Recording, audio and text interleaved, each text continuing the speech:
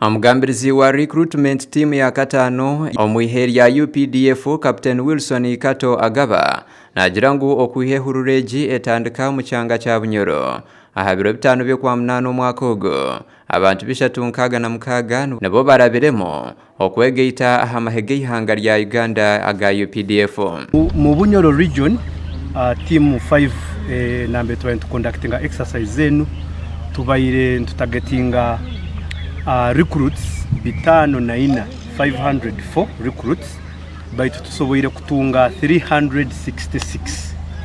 Yes, so kinu kizire ngo tubaire tuhondera list yaba ba shortlisting kano genda kwesanga abana abandi tibasoboire ku reportinga habwa reasons istakamanyire. District ya Kakumiro abantu 36 nibo barabamo kwegeita hari Updf bwanyuma yo kwatwa kw'abajingirire ebihandiko byebwegese. Kakumiro district era niyo district yaitu ikusembayo mu exercise zenu.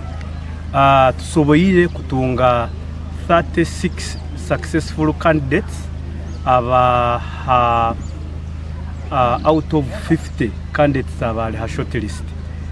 On ground to receiving 41 candidates twasuba kwatamu abana bana baine bichupuli bya kusoma bipapura bya kusoma bichupuli abana bana, then the balance of 37 omwana omu tiyasobora kurabaho under medical grounds. Omwe ahabaru kujinanwa ahabw'Okugingirira ebihandiko byebwegese nashobora ati Yakojohu ya passport nani gawe yo iko na boda sasa boda yake iko wapi?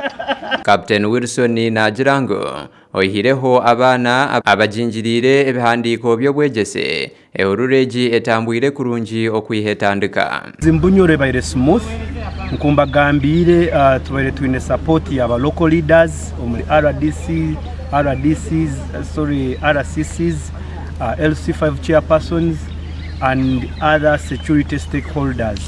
They have been babaire collaborative, babaire nebakwatira hamwe tukorangu exercise nekoraki netambura kurungi. Okurjerwa Captain Wilson Kato agaba abo bona abakwasirwe ahabw'Okugingirira ebihandiko omuhurureji babeire nibahebwa polisi okubacyondozaho. Kenkola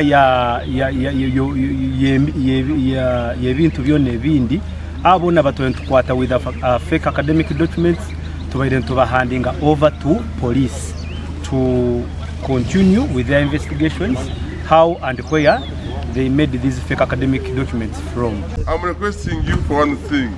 Our sons and daughters, go, train very well, be disciplined in everything, so that you can pass through very well in the training, so that you can finish and complete the training, isn't it? Yes. Once you are commissioned, I request you to serve your motherland diligently, serve with patriotism, serve with love for your country. Gasha kwa Onesmus tuli Ahabwe omuri Kakumiro.